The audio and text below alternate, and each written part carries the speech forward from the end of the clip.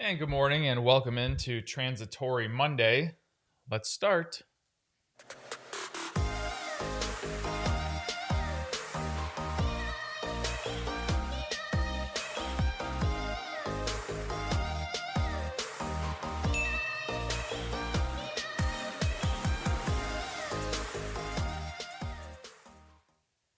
Good morning.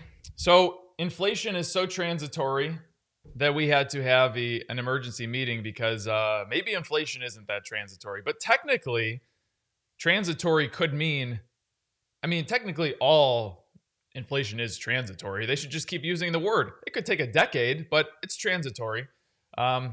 Supply chain issues, also technically transitory. So if you want to keep using the word, you can. Futures are bouncing all over the place. I looked earlier this morning. The NASDAQ was down almost 1%. I looked 15 minutes ago. The NASDAQ was positive. All major indices were positive. And then, now they're all negative. So we got some whiplash going on. We got wars breaking out. Everything is chaos. Unfortunately, California won a Super Bowl. Unfortunately. Yeesh. Okay, inflation is out of control, and it may make... Oh, speaking of inflation. So yesterday, I had people over for the Super Bowl. If you want to see it, go to my Instagram, @TraderMo_EM. Now that's a sales pitch. A little bit of inside baseball. Anyways, I go to order 100 chicken wings. It says on the website, $37.99 for 50. Okay, so I ordered 2 of them for 50. I show up to the shop. The wings were fantastic, by the way. The lady goes, $120. I'm like, wait a second. That's not what 37 plus 37 is. And then it is. She's like, well, with the costs, they're going out of control. It's $60 for 50 wings nowadays. So I just spent $120 on chicken wings. So I don't know what's going on in this country, but whatever. Inflation is out of control, and it may make the Fed trigger happy. Well, it's about time something makes the Fed trigger happy. All of a sudden, a 50 basis point hike or 100 basis points by July, as St. Louis Fed James Bullard mooted on Thursday, doesn't look so far-fetched. Bullard's hawkishness was accompanied by talk that the skyrocketing prices could make an intermeeting Fed hike necessary. That is the emergency meeting, which is incredible. Oh, Don is here. Hey, Don. Long time no see. While inflation is weighing heavily on the Federal Reserve's policy decisions, Our current inflationary environment is unconventional and is caused largely by supply chain disruptions, something that will be fixed by the end of the year, according to politicians, something that the Federal Reserve cannot fix with tighter monetary policy. Thank you, Nancy. Nancy Davis, founder and portfolio manager of Quadratic Capital Management. Many of the factors driving inflation seem to be caused by supply chain constraints and fiscal stimulus and could naturally fade away on their own. It is true. It's going to be natural. But it ain't gonna be quick. I'll tell you that much right now. Citizens are angry and at out of control prices. Guys, gas is going. We were talking about it before the thing right now. I mean, it is costing me $100 plus to fill the tank on my SUV. It's nuts. I just don't understand how like middle class Americans or really anywhere in the world at this point are doing it. Where are we? Oh, okay, look at this. Where was that? Citizens are angry and out of control. One particularly incensed told Yahoo Finance in a gripping account how she's had to shift her buying habits to account for spiking prices. But then there's other people saying that people are not changing their spiking habits here. The rising prices don't appear to be impacting visitors at Disney. Yeah, but that's a vacation. But it is definitely, I mean, we're up to over $1 trillion of personal debt in this country right now. I mean, you could talk about how good the economy is. Jim Cramer said this, which you guys know how I feel about Jim Cramer. He said, people are spending and they're not accruing debt. And it's like, wait, what? There's so much credit card debt out there nowadays. Yeah, they are. They're not going out there and spending cash. There's no more cash left. Nobody has any cash. Everybody's spending on debt, taking advantage of these incredibly low interest rates. And even credit card debt, I mean, the interest rate is not that low. Something that we do need to teach our children. That's one thing. That's why I like going to high schools and teaching, because you walk down campus, nobody tells their kids that you shouldn't sign up for that credit card to get a free blanket or a free stress ball. Next thing you know, they're swiping their credit card and you have 29% interest on your credit card. Everybody forgets to tell them that. Instead, we have to learn about the theory of how to solve for the slope of a line in a make-believe math equation. But I digress. So is there any end in sight? Maybe, but not until later this year at the earliest, some Wall Street watchers say. We do not believe that inflation will start to moderate until the second half of 2022, as gasoline prices are up over 10% since January's report, and rent is likely to accelerate. I got more on gas. $100 oil threatens to compound the world's economy inflation shock. So, oil surged toward $100 a barrel for the first time since 2014 as a threatening deal to double blow to the world's economy and further denting to the growth prospects driving up inflation. Much of the world is hit. Okay, rising food, okay, where are we here? According to Bloomberg's shock model, a climb to $100 by the end of this month, from 70 at the end of 2021 would lift inflation by 0.5% in the United States and Europe for the second half of the year. JP Morgan says that they could see it going to $100 a barrel sometime this year. Oil is up about 50% higher than a year ago today. Increasing prices, blah, blah, blah. It's getting interesting out there. And if this happens, if it goes up 50%, where was that? If it goes up another 50%, you're going to add 60 basis points to your inflation number, which would put you at 8.1%. But anyways,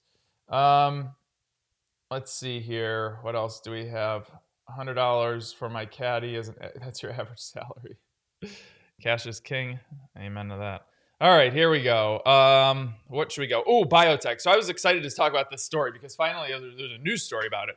So the inflows to Biotech are very low nowadays because people are starting to take out their bets on COVID vaccines and et cetera, and so on and so forth. So let's go here.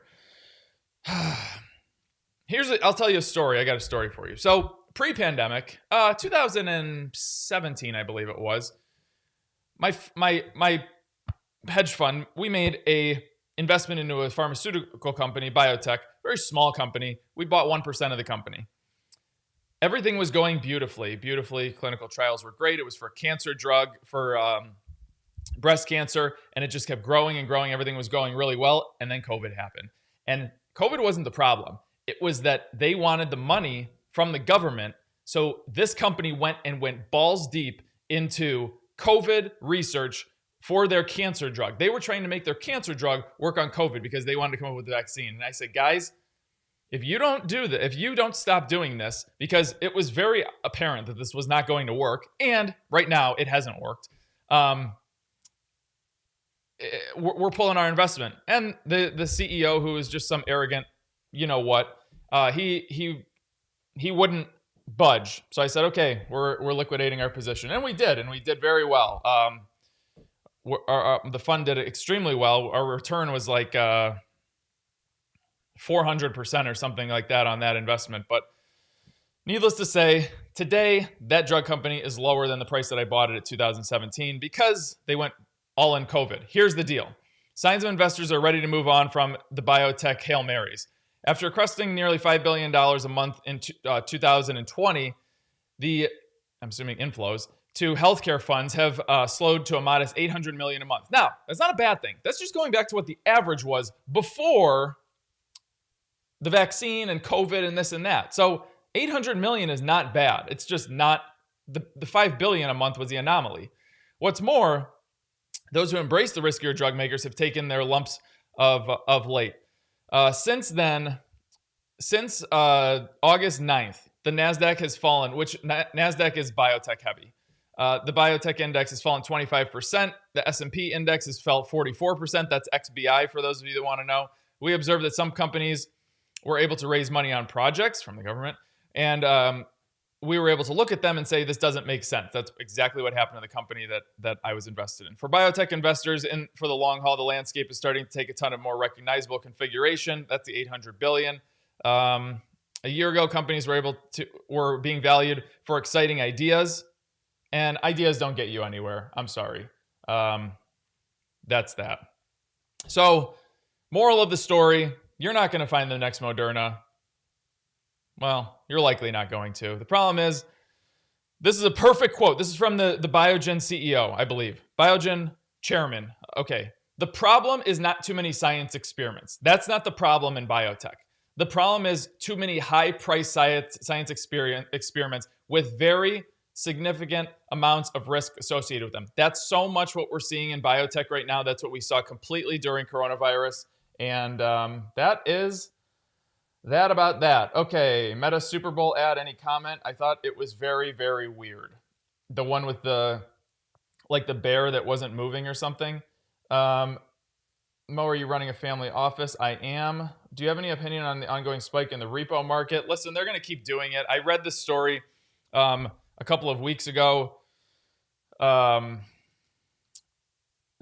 It's at the Fed's discretion. It's at the Fed chair's discretion of how much money they can dump into the repo market, and they're just going to keep going and going and going. They limited it at $500 billion, but it's at Jerome Powell's discretion of what he can take that level to, and he's going to take it to probably multiple trillions of dollars, but whatever. China's car sales declined for the 8th straight month. Yikes. Retail sales of passenger cars fell in January 4.4% from a year earlier. Tightened scrutiny on the real estate and sporadic COVID outbreaks may weaken consumer demand. I guess they've shut down, Toyota and Volkswagen have shut down their plants in some Chinese cities for more than a week due to spikes in cases. Toyota said that its sales in China dropped last month 21.5% from a year earlier. Volkswagen fell 19.9%, I'm assuming from a year earlier, and 17.9% in January. So Nissan, Honda, both falling 9% and 7% respectively. Man, I don't know what to tell you. One more. Here we go. No, I don't want to do this one. I want to save that one for last because it'll take 2 seconds. GM unveils a new electric truck. So this truck is, well, I think it's ugly, but that doesn't really matter. They're coming out with a $40,000 truck and a $105,000 truck. So Ford, you have some competition. So GM gets to go on the bell because, listen, if you know disruption, you got to be going crazy for this thing right now because they're coming out with an EV. That's it. They're coming out with an EV. You got to buy GM. They're going to the moon, baby. They plan to build 2 types of trucks, one fully loaded, one the work truck, which will They said it's going to get 400 miles per charge, and it's going to charge 100 miles in roughly 10 minutes with a DC fast charge. I don't know about that one. This was my favorite Super Bowl commercial. Frankly, all the Super Bowl commercials sucked. The two good ones, in my opinion, were the Alexa one and this Sopranos one, and it's only because I love the Sopranos. I didn't think it was like a great commercial, but Meadow gets out and hugs her AJ at the end, and it was for the 2024 Chevy Silverado. I guess they haven't had a commercial since, 2015 or something like that. But also, if you're looking for disruption, go and buy Chevy because they are going to the moon because they have an EV, and that's all that matters. So, here's my Instagram, at TraderMo_EM. You can see how I watched a football game yesterday. I took a video. At Paul Gabriel, at Seth Kirchanan, and of course, at Everything Money Investing. So, let's do this. Let's see what futures are doing real quick, right quick. The Rock's intro was so weird. Everything was just so weird last night. And the halftime show, I mean, unless you're like from the age of like 40 to 48, I have to assume that you thought that was terrible because I don't even know what Kendrick looks like. I don't know what Dr. Dre looks like. And there was one more person. I know what Snoop Dogg looks like. Obviously, I know Eminem. Mary J. Blige, I had no idea what she looked like until yesterday. And that was just terrifying. I don't really understand what's happening. What, were relevant artists that cheap? I mean, that expensive that the Super Bowl and the NFL and Pepsi couldn't afford them? Or what exactly happened? But 10-year, look at that. The 10-year is up 20 basis points this month. The 3-month is up 28 basis points this month. Yeesh. Earnings reporting this week. Not much today. Tomorrow is Roblox, Airbnb, Upstart, Viacom. Wednesday is Shopify, Nvidia, Fisker. Brian, tell your father that Fisker's reporting. Palantir. Oh my God. God's gift to Earth reports on Thursday. Thank the Lord. Palantir. And Roku and Walmart report on Thursday. I think I'm going to have to do like some kind of celebratory something for Palantir. I'm going to have to like build a shrine in the corner and just pray to the Palantir gods just because. DraftKings reports on Friday. Also, John Deere. So, yay. If you want to join us, you get with the software. Not only do you get the software, but you get the chat. But with the software, you get 8 pillars, retirement calculator, stock analyzer tool, 8 pillars, portfolio, exclusive content that we put out every single day, 2 videos a day. Come on over. $30 a month gets you access to that. If you want to join the Bid and Ask Nation, come trade with me. You get my Trading 101 series, which is all the rules that you need to be successful. Trading Employed Trader series. Plus, you get to talk to me 24/7, 365. I don't know anybody that wants to talk to me 24/7, 365, but you can do that. So come on over. Shoot me some stocks. We'll do it. You just don't respect hip hop. No, I don't. I'm surprised you don't know who Dr. Dre is. I know he makes headphones, Beats by Dre, but I have no idea what he looks like. Snoop Dogg sat behind me in Super Bowl 45. That's pretty cool. I'm 33. Super Bowl halftime performers do it for free. Well, clearly they do it for free. They should have paid money to have to do that. What else do we have? I don't know who Dr. Dre is. I know the Beats by Dre, and I don't like those headphones either. Because what tainted them for me? Every tool that I've ever seen walks around with Beats by Dre headphones. And I don't like them. All right. Square. SQQQ. What is this? Here we go. Wow. Jeez. Oh, man. Look at this. What? Is there something going on here? Oh, this is the short, of course. Okay. Let's see. SQQQ. Now, if you throw like Jason Aldean on stage, okay, I can get behind that. I would watch the halftime show and I'd be very happy. I just don't want to watch people that were before my time in high school. It bores me. I'm sorry. Okay. SQQQ running right into the 200-day moving average. So we can pull up QQQ and check that one out too. This is just the This is just the short on there. So why don't we pull up QQQ also? It's just going to be the opposite. There we go. Yeah, so QQQ is below the 200-day moving average. It's going to open below the 200-day moving average. Everything's a downtrend. Guys, if you take out this wick, and I think this was, what is January 28th or something? January 24th. If you take out that wick of January 24th, you're going to get in some, it's going to be in some trouble. Yeah, it's going to be in some trouble. What else do we have? Beats by Trey were too base heavy. That is actually correct. Mo like Celine Dion. I love Celine Dion. I do love Celine Dion. My heart will go on. Hey, question here. Regarding the Employee Trader Series, for someone who has joined yesterday in the EM community, how should I treat these trades? Should I open them or is it too late? Don't open them. Don't open them until we can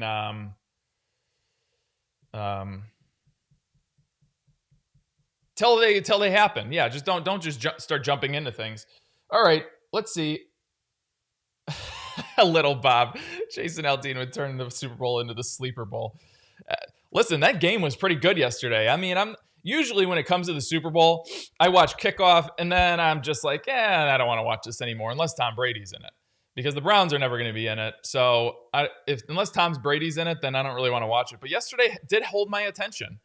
I don't wish anybody to be hurt physically, but OBJ making some plays yesterday, I was not exactly thrilled. I don't know what happened to him. I hope he didn't tear his ACL, because that looked like an ACL tear. But yeah, that guy's a punk. And he could take his $35,000 from Bitcoin and suck it. All right, Coca-Cola.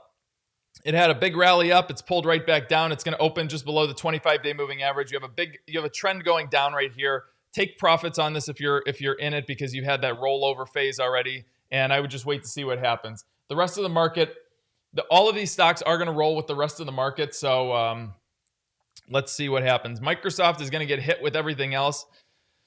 What was this question? Dang. Hold on. I got to see this question. Somebody said something about Microsoft. Microsoft, do you think it will bounce on 280? You know, I think if anything, it's going to bounce now. If it drops below this wick that was created January 24th, if it drops below that, you're in for something. Overall, you know, I don't really love the volume that I'm seeing here. This is a FANG stock. This should be getting a ton of volume, and you're not getting a ton of volume. This just shows the fear that's in the market right now. You do have a downtrend daily. You have a downtrend weekly. Everything's just looking down right now. If this breaks below the 200-day moving average and stays below the 200, you got something going. But I don't think that you're going to get a deep run on Microsoft until you drop below that wick on January 24th. Guys, smash the like button for me. That would be wonderful. What else do we done? What else do we do?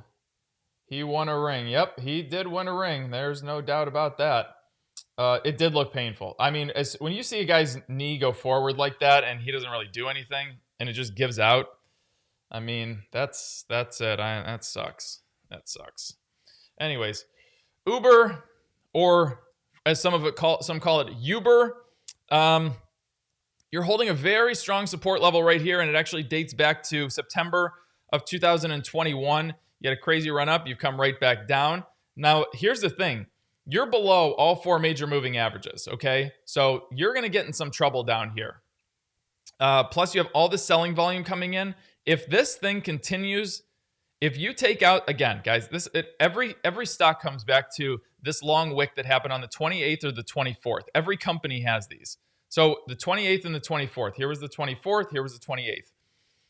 If you drop below those wicks on those two dates, you are going to have some pain. If it stays down there. Now notice that wicks were created on those days. I'm not saying engulfing candlesticks. I'm saying wicks. So that means that the stock came down and then the stock rebounded, or the market rebounded on that day. So it didn't sustain itself down there.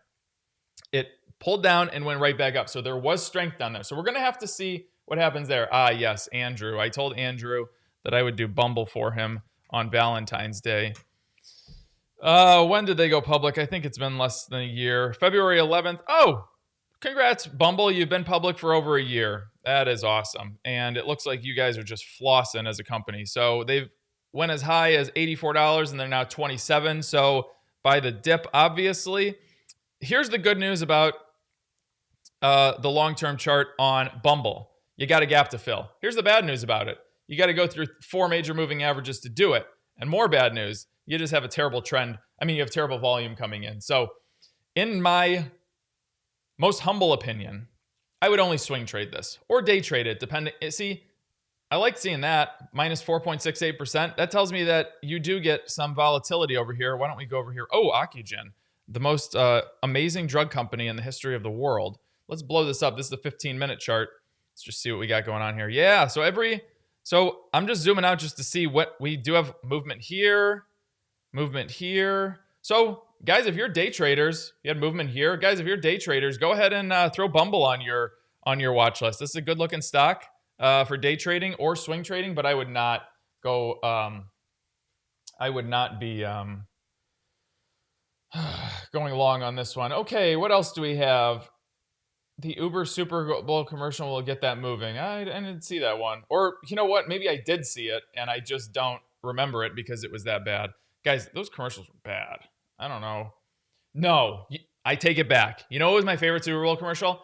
The 1-minute commercial, which cost like $12 million, that was Coinbase, and it was literally just a QR code that was just bouncing around on the screen like the old Windows screensaver. That was incredible. With that terrible like Nintendo music playing in the background. That was awesome. All right. Here's the deal with Peloton. Don't play this long term. Nobody knows what is going on, including Peloton. Look at the decrease in volume. Nobody knows what's going on. That just tells you what's happening over here. Your daily trend is about to turn down. You will probably get a run to the 25-day moving average, and it'll just hover between the 50 and 25-day moving average. With that being said, the funny thing about Peloton is the CEO that they've brought in. He was in charge. He was the CFO of Netflix. I don't necessarily think Netflix is in the best financial position as they could be.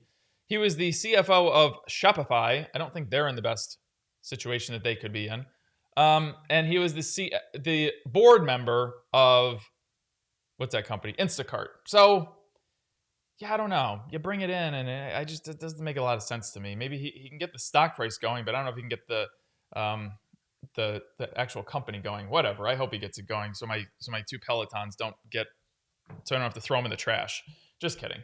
Anyways, yeah, okay. The amount of crypto commercials last night and the amount of 5G commercials, especially with Dolly Parton. The amazing thing, I don't know if Dolly Parton's relevant or not relevant, but I can't believe she's still on television doing her thing. Something like that. All right. Your Roku, disruptive, holding a extremely strong support level dating back to 2020, actually. Very, very strong support level right in here. So, I don't know if you guys know this or not, but with this device called Roku, you can stream things to your TV. It's like magic through the air, and there's never been another company to do it. So that's why they got this incredible skyrocket of $500 a share. But then they came back down because everybody figured out that there are actually similar ways to do it, which is strange, but whatever. What would I tell you to do here? If it was me, I would just sit here, wait for this thing to go up. You're going to see if it goes up. If this market falls, this thing's going to fall even further, and it's going to fall to levels of probably pandemic, which were, $50 a share, somewhere in that range. So be careful here. I would go over here and just swing trade it. Brian Katya, definitely the joke of the day. Dolly Parton's bra size is 5G. That was the joke of the day. Happy Valentine's Day. ZIM. Okay, ZIM. What they went public about a year ago, and they are going to the moon. I don't know what this is. Oh, shipping service. That's adorable. If you're in this, take profits. You've had a good run. Congrats. Take profits as soon as this red line drops below the 80% line. I would exit my position. If I'm swing trading this, I would be exiting probably this morning, depending on the reaction by 10:06, and move on from there. Eric is here. So I said I was going to give away my laptop, and he took that very seriously and was sending me Instagram messages like nobody's business.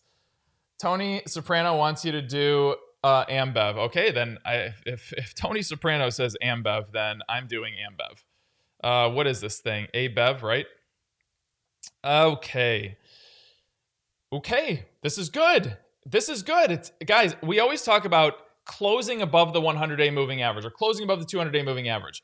Even though Friday was a terrible looking, look at this. This wick was terrible, but it closed at $2.85, which was right here above the 100-day moving average. Fantastic. And today we're going to open up here. So this is excellent. This is what we want to see.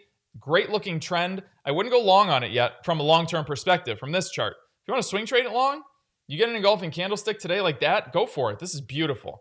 Great volume coming in. Great stochastic. Thank you, Tony Soprano. By the way, Tony Soprano did not die in the last episode. I'm telling you right now. If you want to debate me, let's debate. Ford. Question. Now that GM and Chevy have come out with electric trucks, is Ford disruptive anymore? Serious question. I need an answer. All right. Here's the thing. You got a gap to fill right here, which is a good thing, okay? The bad thing is you're running right into that 100-day moving average. The other bad thing is you've barely touched average volume, except for one day, which was all selling in the past month. That's not the greatest. You have an incredible head and shoulders pattern here. This is like one of the most solid head and shoulders patterns I've ever seen. This thing is more likely than not coming back down to like $12 a share, $13 a share. And that is that. He definitely did die in the last episode. Oh, okay. No, I don't think he did. I don't think he did. Mo isn't going to end this stream. It's just going to fade into the black. There was no fading into the black. That was a hard turn into the black. Okay. Question, swing trading. Do we have to close all positions on Friday? No, you don't have to close all positions on Friday. It's on, let's say on Friday, you're running into a 100-day moving average. You don't even need to close it. Just take profits on it. Now, if you're, let's say that Ford was up here, for example, okay? And there was, let's just say the candle was up here. This was Friday. There was no moving averages around it. There's no resistance around it. Then you're fine. No worries. It's just if you're running into some kind of moving average or whatnot, then you want to be a little bit careful. Ford is disruptive at $5 a share. What are your thoughts on Mohamed El-Arian on opinion on inflation? Who said that? Osama. Send me, if you're in the bid and ask, send me Mohamed El-Arian's comments. And if not, email me, mo@everythingmoney.com. I would like to see them. I just haven't seen them. I did not throw on CNBC this morning. So I would like to see that. Okay. I will do 2 more stocks. All right. Crazy investor Gabby, give me another stock. Apple's part of the employed trader series, so I'm not going to do it for the general public. I just started watching The Sopranos. I must leave this convo. All right, Leo, I'll stop. I never want to do that. Oh, they must have been disruptive with the Mustang. Does anybody even know the Ford Mustang is out there? Skyworks, you got it. Skyworks is the SWKS, right? SWKS. They are the, what am I trying to say here? They are the, 5G Kings. Jeez, oh man, look at this chart. So you have incredibly strong support right in here. If you break below, guys, smash the like button. If you break below that wick that was January 28th, let me zoom in on it for you. If you break below this wick right here, February 4th. Okay, if you break below the February 4th wick, you're going to be in some trouble, and I could see you. Your first stop is going to be 120, then you're going to be at 100, then you can come back to COVID levels at 70. So that's what happens when you get these crazy stocks running up. All right, I'll do Beyond Meat, and then I want to do one more. Oh, no, I don't want to do one more. Let's do Beyond Meat, BYND. Jeez, oh man. Beyond Meat at $60, $59. All right, so I guess if it drops below 50, there's no way for me to tell what goes on down here. It's like the abyss. Now, here's the good thing that you got going for you. You got a gap to fill up here. The problem is, what price is this gap? The problem is you got to get through 2-3 major moving averages before you can get through that gap. So it's going to be tough, and you have terrible volume, terrible and declining. So I don't know if you're going to see. I don't know if you're going to see a reversal here anytime soon, but you're allowed to have spoilers on shows if it's older than 2 years. Okay. So that's what we are, the general public. Simon, you're in the Bid and Ask Nation. You're not in the general public. All right, that's it. I would like to say happy Valentine's Day to my favorite woman in the world, Kathy Wood. I hope that all of your stocks go to the moon as planned, and you can afford to open a buyflowers.com. What are we doing here? What are we doing here? Kathy, pro tip. Flowers.com had a high in January of 2021 of $40 a share. It's now at $15. Kathy, do yourself a favor. Happy Halloween. What day is it? Happy Valentine's Day from me. Go buy the dip. And that is why you come to this channel. Love you guys. See ya. Thank